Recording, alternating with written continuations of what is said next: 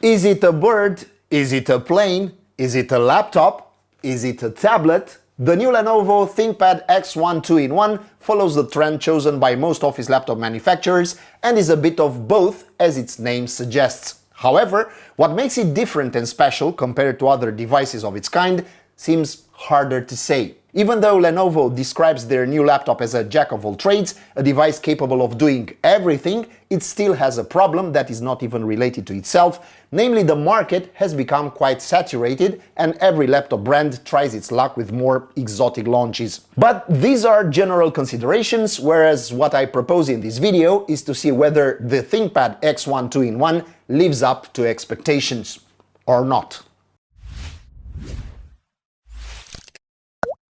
The most visible element of this laptop is undoubtedly the 14-inch OLED display with a resolution of 2880 pixels by 1800, a 16 by 10 format, and a 120 Hz refresh rate. We are dealing with a typical touchscreen display found in 2-in-1 models, so the ThinkPad X1 can easily fulfill the tablet function, meaning the screen rotates 360 degrees, a feature also found on other models in the Yoga and Flip series. Like in fairy tales, this laptop flips over and turns into a tablet. And like most 2-in-1 models, it comes with a stylus that can be magnetically attached to the side. Returning to the display, the colors are vibrant and pleasant, especially after activating HDR. The OLED panel is perfect for movies, YouTube clips, or even photo and video editing. But since I'm not interested in the specification sheet, in the sense that I trust everyone but I always prefer to see the results myself, I decided to perform some measurements with our SpiderX Elite colorimeter. And my intuition did not fail me, neither did Lenovo. The color accuracy is excellent. Their uniformity is also very good, as well as the brightness uniformity. In fact, the final score was a respectable 4.5 out of 5 points, indicating that the screen is suitable even for more demanding activities. To this, we undoubtedly add the specific characteristics of OLED, absolute black, and consequently very good contrast. The panel does not disappoint in terms of brightness either, reaching 389 nits, not much below the 400 promised by Lenovo in the specifications. And this brightness is, as I said, uniformly distributed across the display surface. Moving on to the multimedia part, I also found the built-in audio system, certified by Dolby Atmos, to be just as good, surpassing many others. It sounds correct and louder than you would expect from such a thin and light laptop. It does not excel in bass, but you would not expect much low-end from a portable thin and light device like this. But overall, I'm satisfied. Whether it's music, movies, series, video conferences, or even games, yes, I tried that too, the speaker system does not disappoint and lives up to the expectations of an expensive laptop. Also in terms of multimedia, the laptop has an 8-megapixel camera with 1080p resolution, support for facial recognition through Windows Hello, and the option to deactivate it through a switch that covers the lens. The camera is nothing out of the ordinary, but does its job well and will look good in calls, but I don't think about using it for streaming or content creation. And if you don't want to use the camera for unlocking, the ThinkPad X1 also has a fingerprint sensor. And now let's move on to design and construction, although this is probably what I should have started with. This model has a minimalist design, typical of laptops in the ThinkPad range. Weighing only 1.3 kilos, it is among the lightest laptops in this category and undoubtedly among the thinnest. It's the kind of laptop you can take with you everywhere without fear of back strain, and this despite the fact that Lenovo managed to pack a lot of features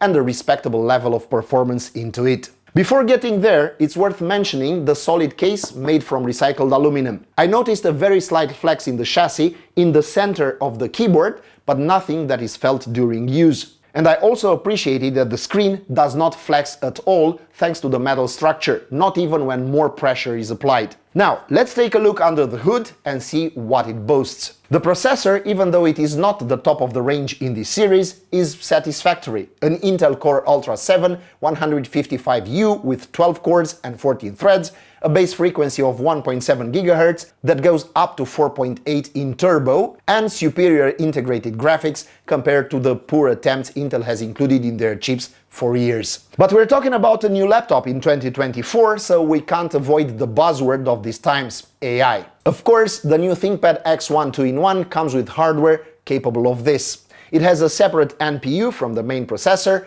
which completes tasks related to machine learning and artificial intelligence more efficiently. In terms of storage, the laptop comes with a 1TB PCI Express Gen 4 SSD, and there are also versions with up to 2TB if you need more space. If even that is not enough, thanks to the Thunderbolt ports capable of transfer speeds of up to 40 gigabits per second and a high degree of flexibility, you can use fast external SSDs. Besides Thunderbolt, you'll also find two traditional USB-A ports and an HDMI 2.1 for monitors up to 4K 60Hz, as well as a combo jack for headphones and microphone. Connectivity-wise, it's well equipped, and the wireless connection is no slouch either. The laptop supports the Wi-Fi 7 standard, more advanced and faster than the previous iterations, along with Bluetooth 5.3. The laptop is equipped with 32 gigs of LPDDR5X memory at a frequency of 6400 MHz with a maximum configuration of 64 gig for more expensive versions. The only less pleasant but predictable aspect is that the RAM modules cannot be replaced, so the memory the laptop comes with from the factory is for life. Even so, I believe that in the office scenarios for which this laptop is designed,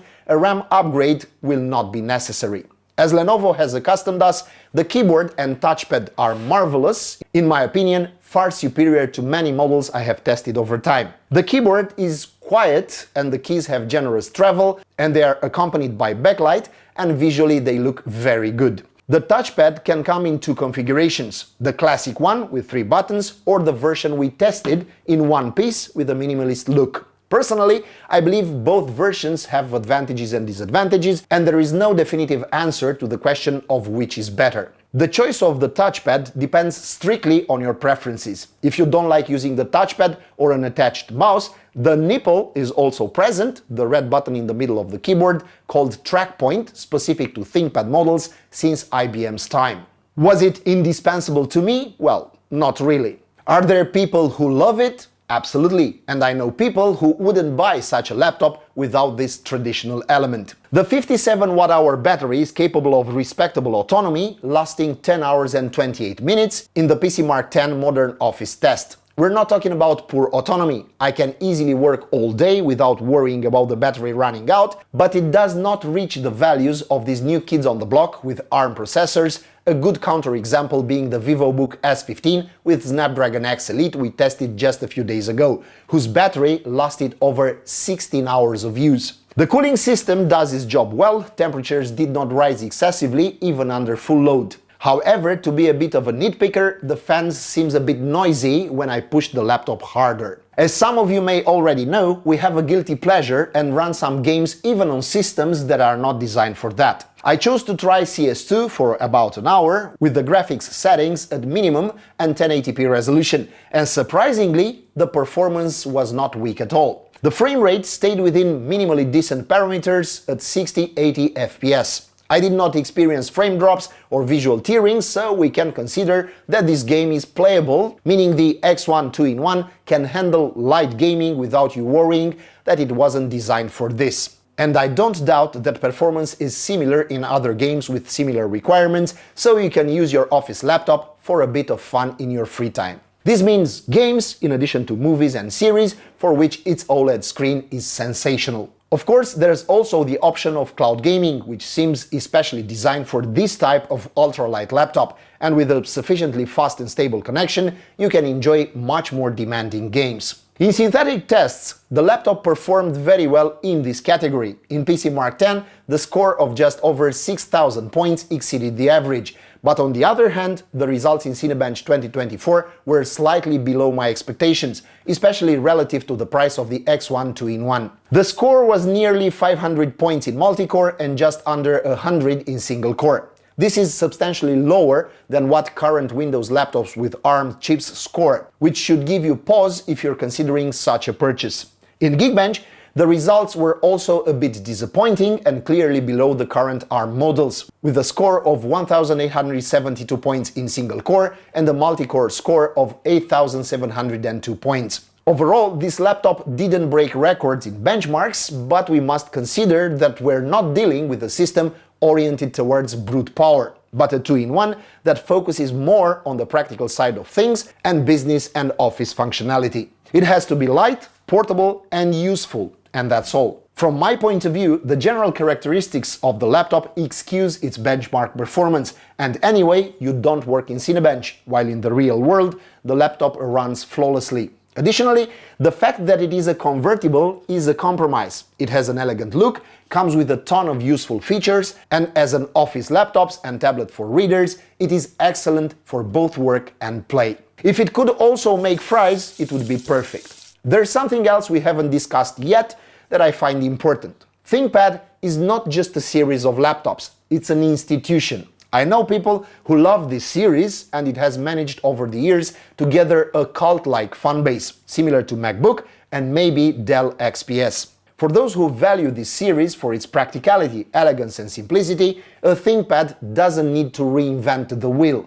It just needs to be what it is and maintain these attributes of efficiency and simplicity. And the X1 2-in-1 is exactly that. But now we've reached the end of this video, and I haven't yet mentioned one of the essential aspects: the price. The ThinkPad X1 2-in-1 with Intel Core Ultra 7 we tested is around $2,000, so it is not exactly cheap. But beyond these financial considerations, it is a fair price, and a similar offer from other brands for the same product category is around the same price. However, it seems to me that fierce competition comes from the direction of the new ARM laptops, which offer better performance and better autonomy. Of course, this is a completely new category, and if you want to play it safe, then a choice like the one here, based on the tried and tested x86 architecture, might be more prudent. I mentioned in my video a few days ago about ARM laptops that most common applications do not yet run natively on ARM. So even if you choose such a device, many applications will run emulated, thus at a slightly lower level of performance. Another factor to consider, which might make you wait a little longer before a possible purchase, is the appearance on the market of new mobile solutions from AMD and Intel. We are at a technological crossroads these days, but our conclusion is that we really enjoyed testing this model, and if you like it and don't care about other current and future launches, I confidently recommend it. And if you also want it to be convertible, meaning your needs or preferences also require a tablet, well, this is exactly what you're looking for. And now, you tell me in the comments how you like the ThinkPad X1 2-in-1, what attracts you to it and what doesn't inspire you. That was it for today. Please subscribe here on Technicalities. Thank you, and I wish you a warm, given the weather outside, good luck.